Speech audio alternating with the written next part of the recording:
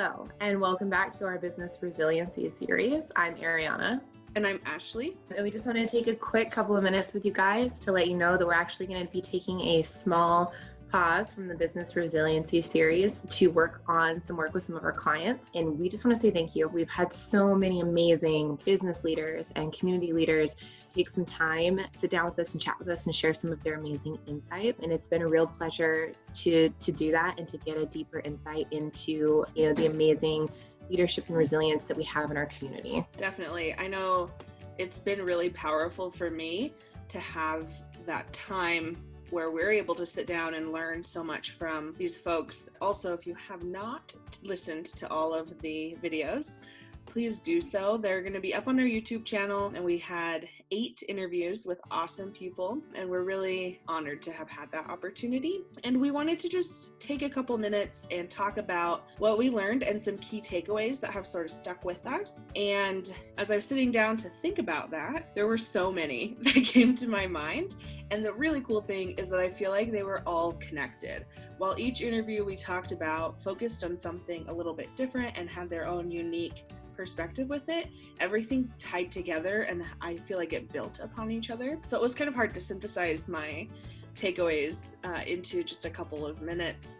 But the first thing that came to my mind came from our interview with Lily McCaddy from Bridges and Boundaries Counseling Services. It was where she was talking about having an adaptability, flexibility, and creativity approach to challenges. And I've found myself repeating that a couple of times. I come up against a problem and I'm like, adaptability, flexibility, and creativity. And I hear it in Lily's voice. It's been this cool motivator and just a way to flip my perspective and sort of get out of my own head a little bit. In line with that, there were a couple of core things that came up in a few different talks, and that was having the core, that mission, vision, values. We heard it as a root system. Also, Christina's line kind of comes to mind, how do we be more like mangroves, right? Really rooting in at that core system of who you are, and then finding new and interesting ways to grow, whether that be horizontally, vertically, diagonally, probably any way that you can actually grow. Even though each person had a slightly different definition of what resiliency was, there were some of those key things that kept coming back, right? Several folks who talked about being vulnerable,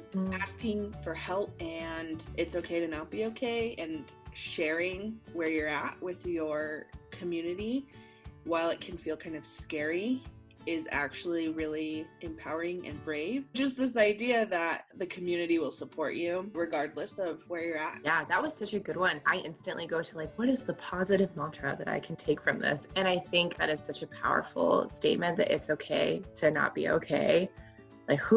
I think these tips that these leaders offered with us are probably valuable more now than ever. That ability to say I'm not okay, and to check in on those things, and then to know what your resources are, and dig down into who you are to figure out that next move and pivot. It was Michael that came up in the webinar, was talking about almost a form of hibernation, was also talked about with plants when they go dormant. It's not typically what you would think. A lot of us that okay, I'm gonna root in deep, I'm gonna hold here, and I'm gonna mangrove it, right? I will figure out how to grow in this mess. And I think if you're a very action oriented person, or a super high anxiety person, that tends to be you're I'm just gonna do something, it doesn't matter what it is. Just being able to sit down and pause and hibernate and take that moment. It reminds me, did you ever play Pokemon? A little bit. So there's this Pokemon, it's a green one shaped like a crescent roll, a Metapod. Metapod evolves into Caterpie, who then evolves into Butterfree. But this thing, when you're doing your Poke battles, the only real tactic this thing has is to harden. So you're getting attacked, but your option is to harden, and to build up your defenses, essentially, instead of going out and attacking or making a move or doing something. When he had said that in the webinar, I was it's really interesting, but what does that really look like? And for me anyway, and maybe other fellow Pokemon nerds, it's a good metaphor about that is resiliency, right? You can win some of your battles that way. That is really cool. In the beginning phases, you have to harden, you have to protect yourself and take care of yourself. And then eventually you emerge into this beautiful butterfly. And I think that what's powerful with that is the idea that you can still grow even when you're protecting yourself. And because, right, we hear all about pivoting, and that is super important, and being able to take action and to not let fear hold you back is really powerful. And also, it's important to know when you need to take care of yourself and when you need to step back and just deal with things on a personal level, and keeping in mind that eventually you will still flourish and you will still get where you want to be. That's exciting. I really like that metaphor. Go Pokemon. Yeah, go Pokemon. I was just watching some TED Talks around like goal setting and like the celebrating the small wins and dopamine. And I think maybe there's like more to that, and it's harder than we think, because where we're driven by like, what's the next thing? What's my next evolution? How do I get better? That to take a time to pause can be scary, even just by how it's interpreted by other people, right? Because what they may see as like stagnation is really you in the chrysalis. And I think that probably ties back to having that like good connection to your core, so that when you are taking that time or making that pivot, you know that it's coming from a place that's true to you, true to your business, you know, true to your organization, whatever it may be. Another takeaway that has stuck with me has been that we had several different people we interviewed talk about the importance of coming together as a community.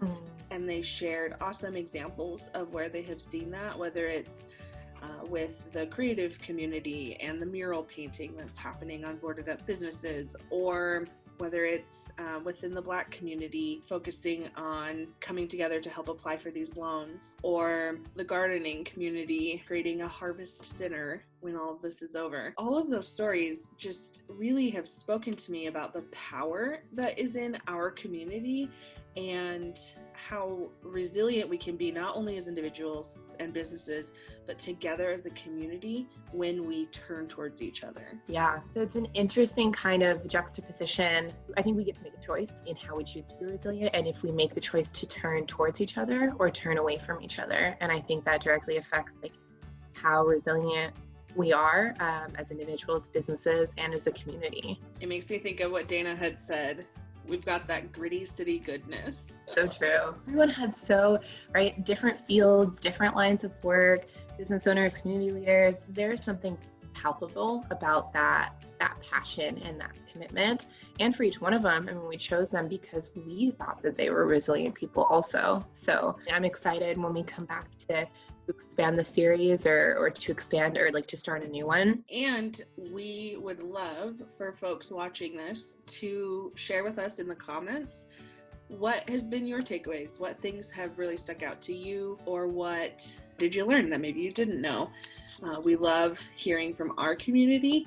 Yeah, or other people to interview later, or your own examples of resiliency that you've seen that you'd love to share. Well, it's great seeing you guys. Signing off for now, but we won't be gone forever.